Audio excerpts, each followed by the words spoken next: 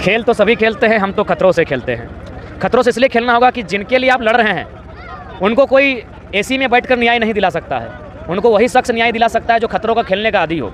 अगर हम लोग आज अपनी ज़िंदगी की परवाह करेंगे तो फिर मुझे नहीं लगता है कि हम लोग कंपनी कॉर्पोरेट के खिलाफ जा पाएंगे। टीचर फाड़ा गया था, उसके लिए कानून बनता है, प्लस उन्होंने आप उन बच्चों से ही बाकायदा इंटरव्यू ले सकते हैं। मुझे लगता है ये बहुत बड़ी सोची समझी साजिश थी।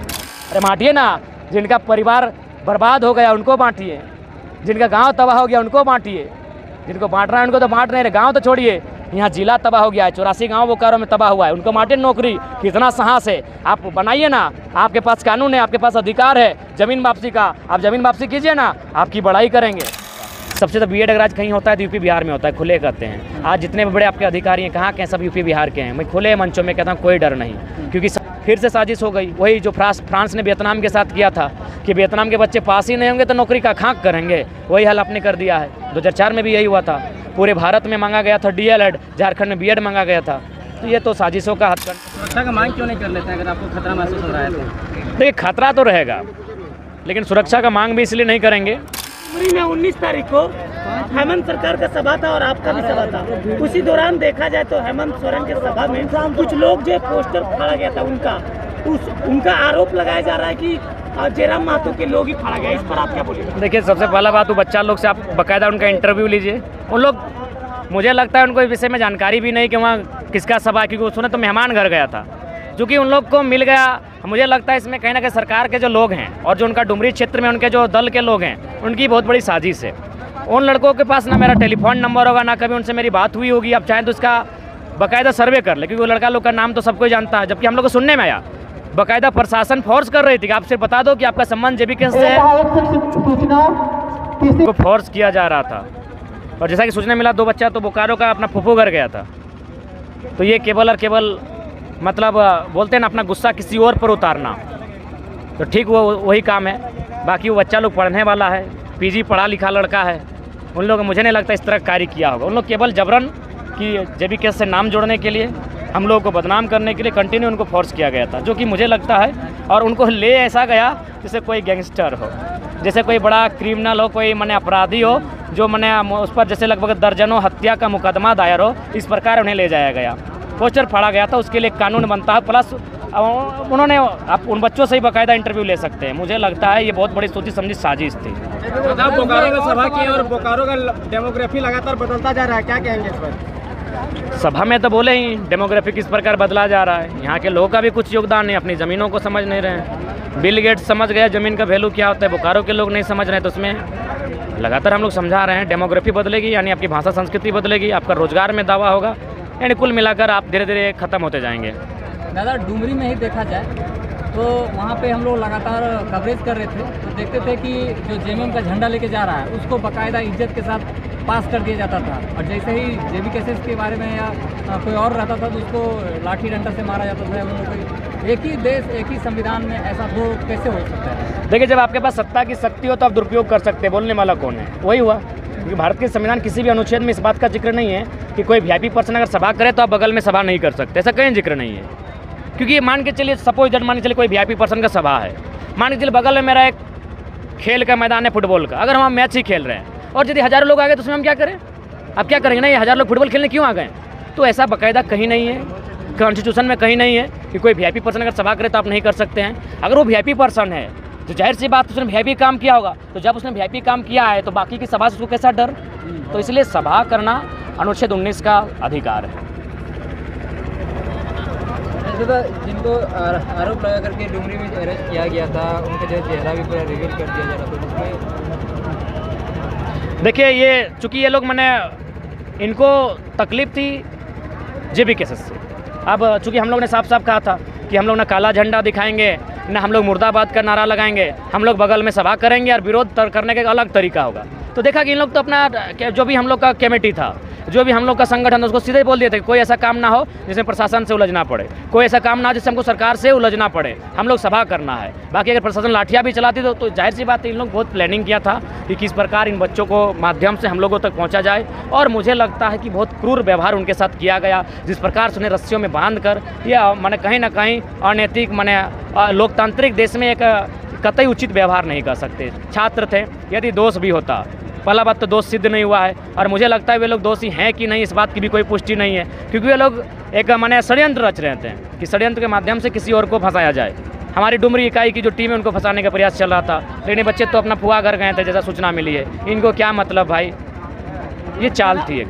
आप आंदोलन कर रहे थे उस समय भी लोग भारी बारिश में खड़े होकर के आपकी बातों को सुन रहे थे, और आज जब पार्टी का जो है आपने घोषणा कर दिया तब भी लोग भारी बारिश में जो है खड़े होकर आपका भाषण सुन रहे। चंदन क्यारी में जो ऐतिहासिक रैली रहा, तो क्या लगता है आगे? देखिए, सबसे पहला बात हम लोग जो भी कहते हैं क्लियर कट कहते हैं, पॉइंट की बात करते हैं। ना देश के प्रधानमंत्री की तरफ फेंकते हैं, ना देश के मुख्यमंत्री की तरफ फेंकते हैं, दोनों फेंकते हैं, देश के प्रधानमंत्री भी और मुख्यमंत्री भी।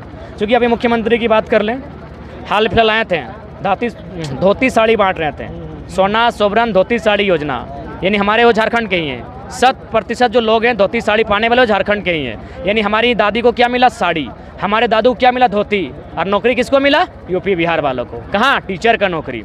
2 साल बाद 3 साल बाद पेमेंट क्या होगा? 1 लाख। तो ये हमारे लोगों को सोचना चाहिए कि हमें धोती साड़ी चाहिए या एक सरकारी नौकरी चाहिए। अभी हमारे हिस्से की, हाँ आप नौकरी नहीं देते तो चलिए भाई, महंगाई है, बेरोजगारी है, कोई सरकार नहीं दे पा रही है, आप बाकायदा नौकरी बांट रहे हैं और भारियों को बांट रहे हैं, ये तकलीफ है। और हमारे लोग खुश हैं धोती साड़ी में। देखिए उन लोग बाकायदा बोल रहा है हेमंत सोरेन अच्छे मुख्यमंत्री हैं, यूपी बिहार वाले, नौकरी क्लियर हो गया। अरे दीदी आपको क्या पता चलेगा, आपको तो नौकरी मिला है, आपको तो प्रमाण पत्र मिला है, आपको तो नियुक्ति पत्र मिला है। हमारी माँओं का, हमारे बहनों का, हमारे माताओं का सिंदूर उजड़ा है। वो दर्द को हम लोग जानते हैं कि तकलीफ में राज लिए हैं। आपके तो चेहरे पे हंसी का ठिकाना नहीं है। आपको राज्य में नौकरी मिला है, मज़े से लूटिए। वे बाहर के लोग यहाँ लूटने के लिए आते हैं, मज़े से लूटिए। लूटने का आपको बाकायदा लाइसेंस मिल गया, सरकारी लाइसेंस यहाँ। लेकिन वो हम जानते हैं कि कितना माने अनगिनत लोग हमारी माएँ बहनें मौसी काकी जेठी विधवा हुई हैं। हमारे पुरुषों की बात करें तो मैंने काल कोठरियों में मार मार के चमड़ा छील दिया जाता था, और बाहर के लोग मुस्कुराते बोल रहे हेमंत सोरेन नौकरी बांट रहा है। अरे बांटिए ना, जिनका परिवार बर्बाद हो गया उनको बांटिए, जिनका गांव तबाह हो गया उनको बांटिए।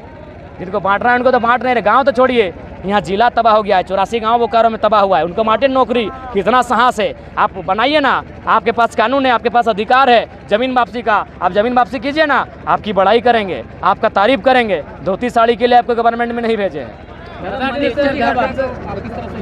बिल्कुल उसकी हम भर्त्सना करते हैं।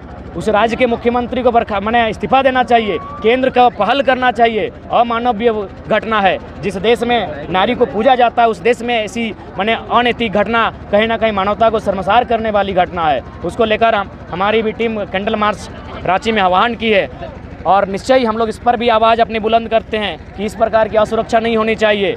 आज जिस प्रकार की असुरक्षा दिख रही है महिलाओं के प्रति, केंद्र और राज्य सरकार को उस पर सचेत करना चाहिए, विशेष कानून बनाने चाहिए, क्योंकि उस अपराध में संलिप्त लोगों को त्वरित सज़ा मिलनी चाहिए। अगर त्वरित सज़ा मिलेगी तो उनको साहस नहीं मिलेगा दोबारा ऐसे कुकृत्य करने की। दादा, टीचर का बहाली आया और टीचर का बहाली में जेटेट 2 ही बार लिया गया। ऐसे में बहुत सारे जो लोग BEd DLEd किए वे लोग फॉर्म भर ही नहीं पाएंगे, मतलब मैच स्टार्ट होने से ही पहले खत्म हो जा रहा है। 2004 याद कर लीजिए ना, बस 2004 की साजिश, आपका 28% का रिजल्ट, वही साजिश है।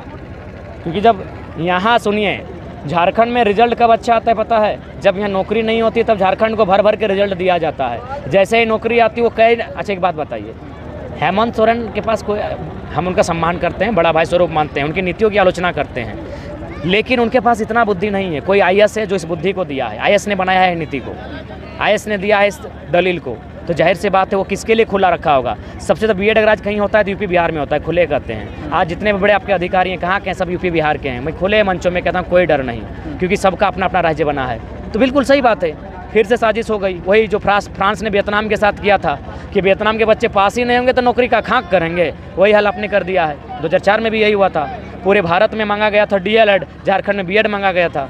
तो ये तो साजिशों का हथकंडा चलता रहता है। मैंने तो बाकायदा आपको बहुत लॉजिकली समझाया गया। डुमरी में आप सभा किए थे, उस दौरान आपको जब भाषण मार रहे थे उस दौरान सरकार को राजा साहब बोल रहे थे, तो राजा साहब बोल के क्या संकेत देना चाहते हैं? अरे सीधा है मीडिया बंधु लोग, आप लोग गजब करते हैं, खाली सवाल पूछते हैं, आप लोग सोचते नहीं हैं। क्यों ना बोले राजा साहब? यहाँ हमारे लोग भूख से परेशान है, दुख से परेशान है, नौकरी नहीं मिल रही युवाओं को, और आप 1 करोड़ का पंडाल किए हैं, AC चल रहा है। होमगार्ड जो था 2 बार 3 बार एक्सचेंज डेट पे डेट दे रहा है। ग्रामीण में 18 सीट, ये दुर्भाग्य का विषय है। होमगार्ड को लेकर हम लोग धनबाद में भी काफ़ी आंदोलन किए हैं। उत्पाद सिपाही जो हम लोग का है वो भी नहीं दे रहा। उत्पाद सिपाही तो जो था वो तो कैंसिल हो चुका है एग्जाम होने के बाद।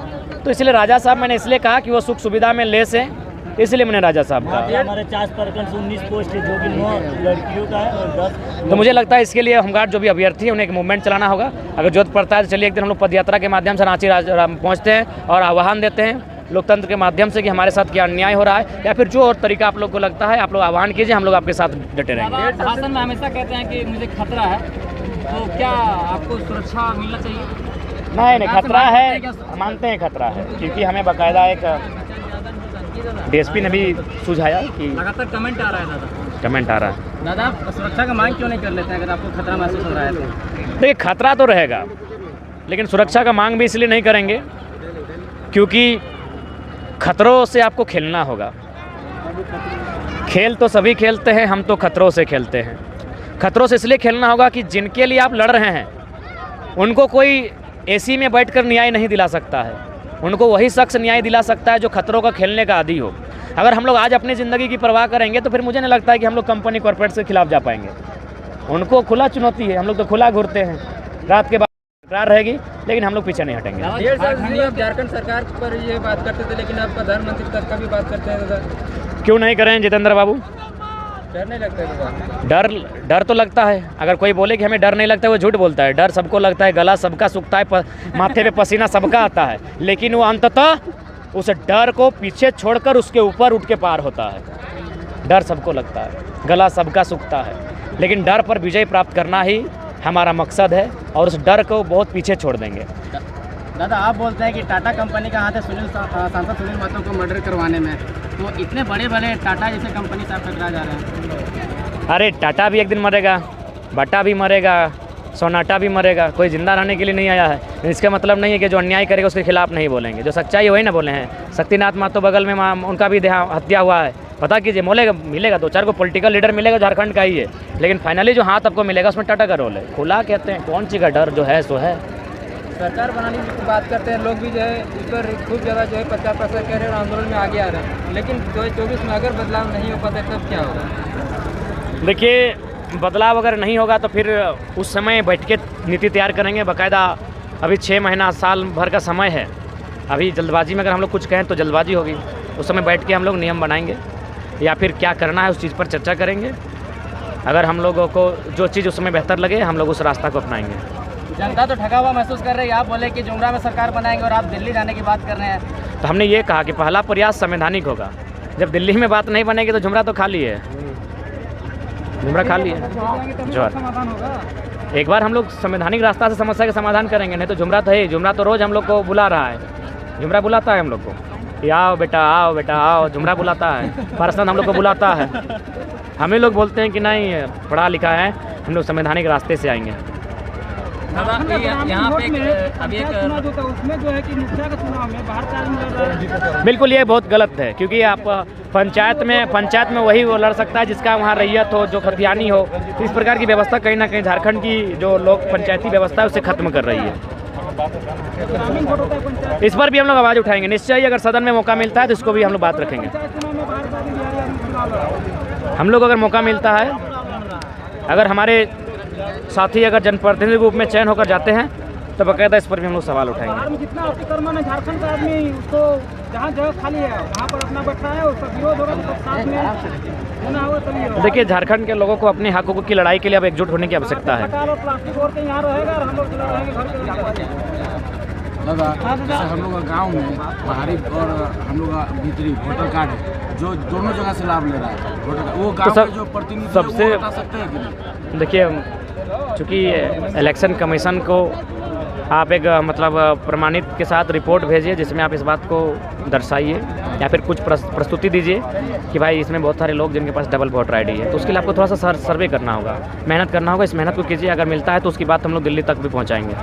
जब भी आपका कहीं जनसभा होता था तो मीडिया से आप जो रूबरू होते थे, कोई सवाल जवाब होता था, लेकिन अक्सर आमने सामने कई सभाओं में देखा जा सकता है कि जो आम लोगों से जो आप सवाल करने के लिए बोलते हैं, आम लोग जो आपसे सवाल करते हैं, इसके पीछे का क्या उद्देश्य है? इसके पीछे कि हम लोग न्यू पॉलिटिक्स स्थापित करना चाहते हैं। अगर हम लोग भी उन नेताओं की तरह चलेंगे तो फिर लोग हमें एक्सेप्ट क्यों करेंगे? तो इसलिए हम लोग बीच सभा में सवाल कराने के कई सारे नेता लोग ऐसा तो नहीं करते। नहीं, हिम्मत भी नहीं है, हिम्मत भी नहीं, चुप हो जाएंगे। हम तो बोले जिस दिन अगर हम लोग को माइक दे देगा और देश की प्रधानमंत्री की सभा होगी, चुप करा देंगे, एकदम मुँह बंद हो जाएगा, उनका आवाज़ नहीं फूटेगा।